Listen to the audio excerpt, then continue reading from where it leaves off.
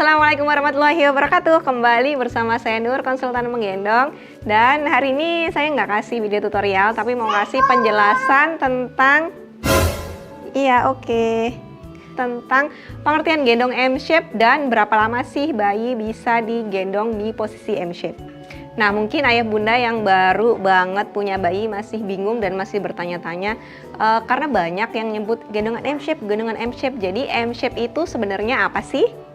M-shape itu sendiri merujuk pada kaki bayi. Jadi ketika kita gendong atau ketika digendong menggunakan gendongan, posisi kaki bayi ini tampak depan itu seperti membentuk huruf M seperti ini. Jadi posisi pantatnya lebih rendah daripada kedua lututnya. Jadi pantatnya di bawah, lututnya di atas. Kalau misalkan ditarik garis ini seperti membentuk huruf M atau M-shape. Nah, jadi karena istilah M-shape ini ketika kita menggendong itu banyak orang yang menyarankan posisi M-shape, posisi menggendong M-shape seperti itu. Nah, sebenarnya selain posisi M-shape yang harus kita perhatikan ketika menggendong itu adalah posisi dari punggung atas bayi sampai posisi kakinya. Kalau tampak dari samping itu posisinya adalah dari sini sampai sini itu seperti membentuk huruf J atau lebih sering disebut dengan J-shape. Jadi posisi badan ini tertopang semua sama gendongan sampai ke belakang lutut bayi. Jadi bukan hanya M-shape yang diperhatikan, tapi juga posisi dari punggung atas bayi sampai ke posisi lututnya. Terus ketika menggendong kita juga jangan lupa untuk mengecek poin keamanannya. Poin keamanannya itu apa? Poin keamanannya itu ada istilahnya namanya TICS, TICKS. Jadi T itu gendongannya erat atau gendongannya tight. Kalau misalkan gendongannya longgar, nanti posisi badan anaknya akan membungkuk seperti ini karena punggung atas bayi tidak ditopang dengan baik sama gendongannya. Lalu I-nya, in view at all times, bayi bisa selalu terlihat sama penggendong. Jadi jangan sampai si bayi ini tertutup semua sama gendongan, jadi kita tidak bisa melihat pergerakan dari muka bayi atau kita tidak bisa melihat pernafasan bayi. Lalu C-nya close enough to kiss, bayi gampang dicium. Jadi posisinya tidak terlalu ke bawah sehingga sampai nunduk pun kita susah nyium, tapi tidak terlalu ke atas juga sampai ngalangin muka kita. Jadi posisinya ada pas di depan kita dan gampang tercium.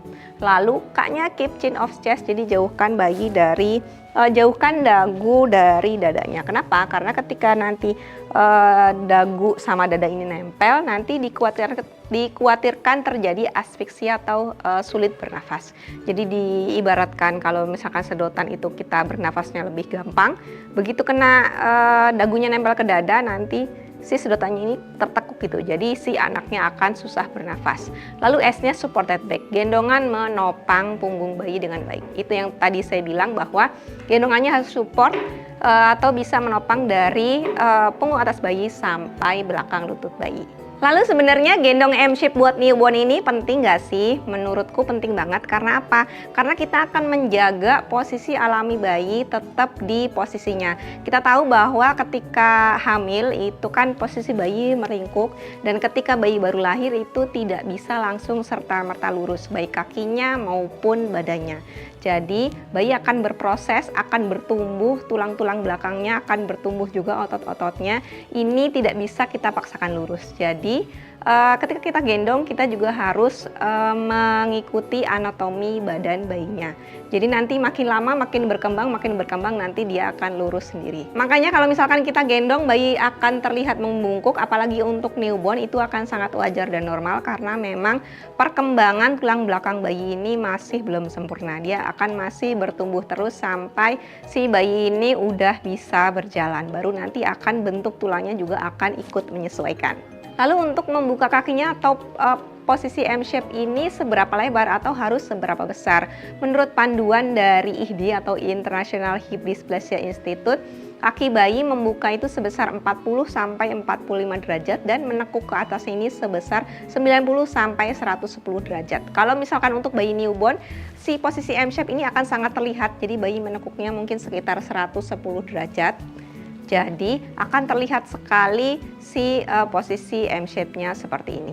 Apakah nanti gendong M-shape ketika newborn akan bikin bayi jalannya nanti ngangkang atau nanti bikin kakinya X atau O? Itu mitos, karena semakin berkembang bayi ini kakinya juga akan ikut berkembang. Nanti dari kakinya sedikit bengkok lama-lama juga akan lurus kalau misalkan bayinya tidak punya kelainan penyakit tertentu. Umumnya bayi secara normal ketika newborn kakinya memang akan sedikit menekuk, namanya genivarum. Nanti begitu berkembang sampai dia sudah bisa berjalan, itu kakinya akan lurus dengan sendirinya tanpa diapa-apain, juga bukan karena si gendong M-shape ini tadi. Lalu akan muncul pertanyaan lagi, gendong M-shape ini bisa berapa lama atau bolehnya berapa lama untuk newborn? Nah, gendong M-shape baik ke newborn ataupun ke bayi yang lebih besar itu akan disesuaikan lagi sama kebutuhan masing-masing bayinya atau kebutuhan masing-masing bayi dan penggendongnya. Dan yang pasti perlu diingat juga, bayi dari newborn juga butuh tummy time, butuh untuk melatih motorik kasarnya supaya perkembangannya juga tidak terhambat. Jadi semuanya harus balance, gendongnya harus balance, kegiatan lain juga harus balance, tummy time juga harus balance supaya bayinya berkembang sesuai dengan usianya. Nah, itu tadi sedikit penjelasan saya tentang gendong M-shape, pentingnya gendong M-shape untuk newborn dan juga durasi menggendong M-shape untuk newborn. Kalau misalnya masih ada pertanyaan, boleh tulis di kolom komen dan kita akan ketemu lagi di video-video lainnya. Wassalamualaikum warahmatullahi wabarakatuh. Bye-bye. Dadah.